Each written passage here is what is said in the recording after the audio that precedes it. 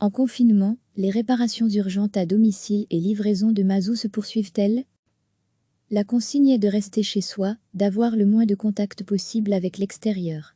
Mais en cas de problème de chauffage, de panne ou de fuite d'eau, les corps de métier interviennent encore à votre domicile. Au cas par cas, et pour gérer l'urgence et la première nécessité. Chez Mathieu Bouchat, directeur d'une entreprise de chauffage et sanitaire à Gembloux, le travail continue, mais à effectif réduit. Pour le moment, les rendez-vous prévus pour des entretiens de chaudière ou des ramonages sont maintenus, mais on s'attend très rapidement à ne plus traiter que les demandes urgentes, comme les dépannages de chaudière ou de chauffe-eau par exemple. Bref, les situations qui priveraient les clients de chauffage ou d'eau chaude, des cas de première nécessité. Autre passage à domicile de première nécessité, les livraisons de mazout se poursuivent elles aussi. Antonin est livreur, et il prend toutes les précautions. Il porte un masque et respecte les distances de sécurité quand il entre en contact avec les clients.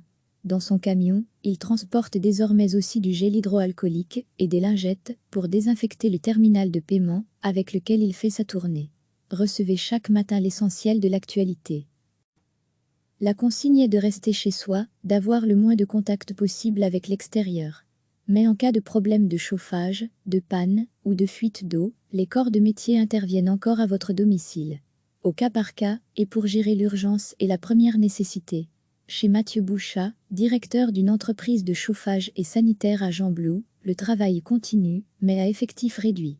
Pour le moment, les rendez-vous prévus pour des entretiens de chaudière ou des ramonages sont maintenus, mais on s'attend très rapidement à ne plus traiter que les demandes urgentes, comme les dépannages de chaudière ou de chauffe-eau par exemple.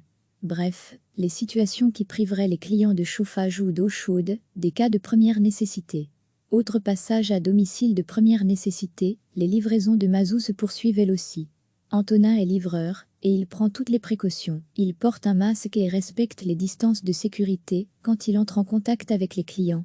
Dans son camion, il transporte désormais aussi du gel hydroalcoolique et des lingettes pour désinfecter le terminal de paiement avec lequel il fait sa tournée. Cliquez sur s'abonner pour recevoir les dernières nouvelles.